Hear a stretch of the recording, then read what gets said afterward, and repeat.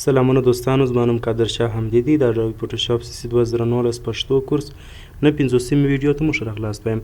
دوستانو په تېره اته 50مه ویډیو کې موږ په ټایپ کې پر اټ پونټس فرام ټایپ کیټ پینلز انټیالایز اورینټیشن پر دې باندې مو څه کار وکړي، دا موضوعات مو تشریح کړه. نن ورځ دوستانو اوپن ټایپ دغه رنګه اکسټرا ټو 3D او پر دا ځینې اپشنونو به کار وکړو. نو زه راځم اول به یې د اوپن ټایپ څخه شروع کړو. زه به دلته راسم ښه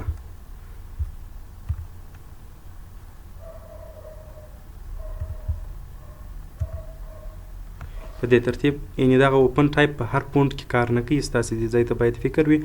دا څه کار کوي اوپن ټایپ دوستانو؟ دا د ستاسې خط چې تاسې لیکلی د هغه فونټ د هغه ډولونه دي، د هغه سټایلونه دي، د فونټ اړوند سټایلونه دي. دا بس دغه کار دی، داسې ډېر تغیرات نه راولي. دلته ګورئ که زه کلیک ولګوم اولډ سټایل، ګورئ داسې خاص تغییر دلته نه راځي پکښې کې، خو ټول داسې سټایلونه دي چې هغه د هر فونټ سره ځان ته کار کوي. اوس دغه سویش و، دغه اورډینالز و، اورنیمنټس و، ټایټلینګ الټرنیټس، دا ټول د نورو فونټونو سره بیا کار کوي، یعنې د هر یو سره دغه نه دي. اوس مثلا راځم زه ورته وایم چې سټنډرډ لایګیچرز، داسې یو دغه ما زر اپلای کړه. نو دا د اوپن ټایپ کار دی چې د هر فونټ سره کار نه کوي، بلکې د ځینې فونټونو سره دا سټایلونه کار کوي چې ستاسې په ټکسټ کې یا په خط کې ځان ته تغییر راځي. زه راځم بل موږ لرو اکسټرا ټو 3D.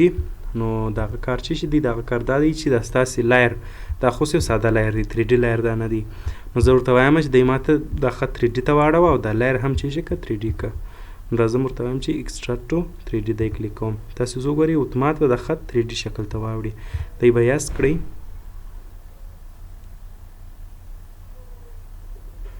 په دې ترتیب سره ګورئ اوس خط 3D یا درې بعدي سو. اوس ګورئ که زه دا خط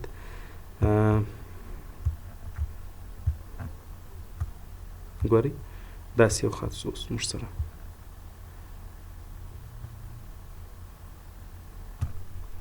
کولی سئ دلته بیا موږ رنګ هم لرو، کولی سئ تاسې رنګ ورکړئ. 3D مټیریل چې دا موږ پخوا ویلي دي دا. اوس ګورئ په دې ترتیب سره کولی سئ چې تاسې رنګ ورکړئ هغه اړونده ساحې ته.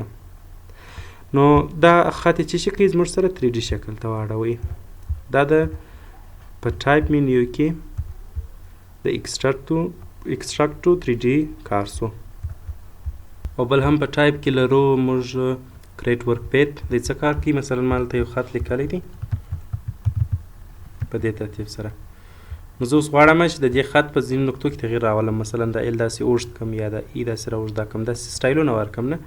دغه دپاره راځو موږ ته وایي چې کریټ ورک پیت، د دغه خط یو پیت ماته جوړ کړه. پیت او شیپ دا موضوعات موږ په پین ټول کې تشریح کړي دي. د دغه کورس هغه ویډیو چې مثلا پین ټول پکې واضح سوی دي تاسې وګورئ، نور به مو هم ډېر سر په خلاص شي چې د پیت او شیپ ترمنځ فرق څه دی، پیت څه کار کوي، شیپ څه کار کوي. نو راځم درته وایم چې د دغه خط ماته یو پیت جوړ کړه. تاسې اوس وګورئ داسې یو پیت به دی ماته جوړ کړي. اوس کولی سئ په دې ځای کې ګورئ دا پیت زما سره شته، په دې ځای کې داسې په دې کې تغیرات راولئ. ګر سره د خط ایسته کړئ، د خط لایر ایسته کړئ، ګورئ پیت پاته سو. راځم په دې کې تغیرات چې موږ راولو هغه چیرې راولو؟ دلته موږ سلیکشن ورته لرو، ډایرکټ سټایل، ډایرکټ سلیکشن البته. نو زه راځم ورته وایم ګورئ چې دا ساحه داسې کړه ماته، مثلا ورته وایم چې دا ای داسې راوږده کړه او یا هم په دې ترتیب سره.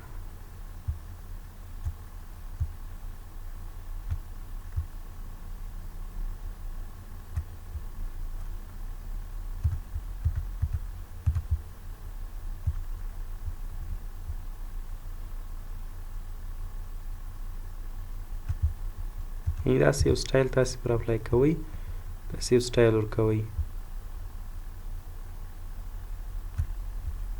اوس راځم کله چې دا تاسې جوړ کړئ، نو اوس ورته وایم چې دا ماته چې شي که رنګ ورکړه، مثلا چې دی بیرته یو رنګ واخلي. اوس خو ساده پیت دی، رنګ شی نه لري. نو دغه دپاره چې دی رنګ واخلي، دغه دپاره تاسې راځئ پیت ته او دلته ورته وایاست چې میک سلیکشن، پر دې به راسته کلیک ولګوئ میک سلیکشن. کله چې د دې څخه سلیکشن جوړ سو، تر هغه راوروسته یې رنګوو. څنګه یې رنګوو؟ دلته راځو اتومات، کولی سئ چې په ده باندې هم رنګ کوئ دغه پیت. ښه په دې ترتیب ګورئ هغه پیت یې ماته څه شي کې رنګ کوي. نو کولی سئ چې دا بیا بل ځای هم تاسې استفاده کوئ. ګورئ داسې یو خط شو، یو سټایل لرونکی خط یې زموږ سره ډیزاین کوي. دا د څه شي کار و؟ د کریټ پیت ورک پیت کار و. او بل هم په ټایپ مینیو کې موږ لرو کنورټ ټو شیپ. دی څه کار کوي؟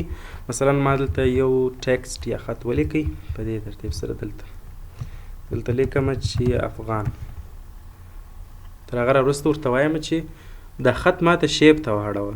د پیت او شیپ ترمنځ فرق دا دی چې پیت خو ساده دغه تاسو چې کوم خط لیکلی د هغه یو طرحه ده، داسې یو خیالي طرحه ده، وجود نه لري. کله چې تاسې رنګ ورکړئ بیا هغه وجود پیدا کوي نه.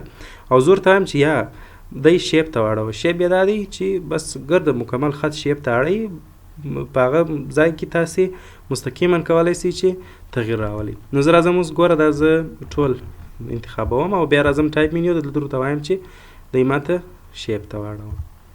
دی کلیک کوم، ګورئ اوس دی شیپ ته واوښتی.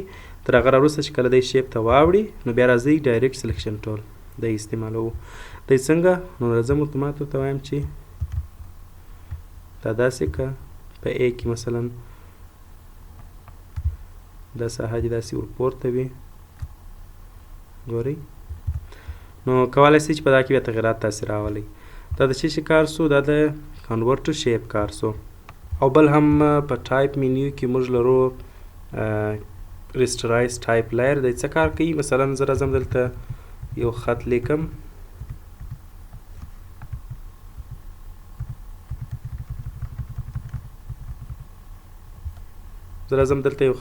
مثلا ډل. اوس زه غواړم چې دا خط زما سره داسې ګور دا لایر چې دی دا د ټیکسټ لایر دی، د خطه لایر دی. زه غواړم چې دا د عکس لایر جوړ سي. نو د هغه دپاره راځو موږ دلته لرو په ټایپ کې ریسټرایز ټایپ لایر دی کاروو. کله چې تاسو دی کلیک کوئ اتومات ګورئ د خط څخه د خط د لایر څخه دا ټیکسټ چې شي ته اوړي ساده لایر ته اوړي. اوس تاسو دلته نسئ کولی چې مثلا نور خطونه ور واچوئ یا نور ایډیټ وکړئ، بلکې دا به په ساده شکل د عکس په شکل سي.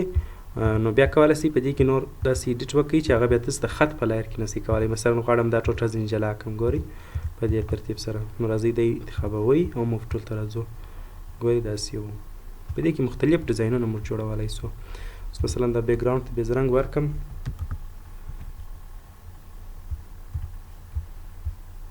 په دې ځای کې به زه داسې یو رنګ درته ورکړم.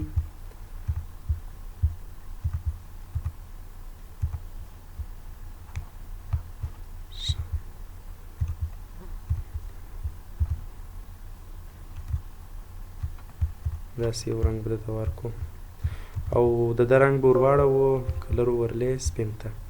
تاسې اوس وګورئ په دې کې بیا موږ مختلف ډیزاینونه جوړولی سو. مثلا زه غواړم چې دا ساحه چې کړم ځینې جلا کړم.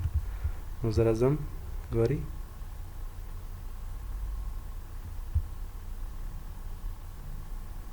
دې ترتیب سره.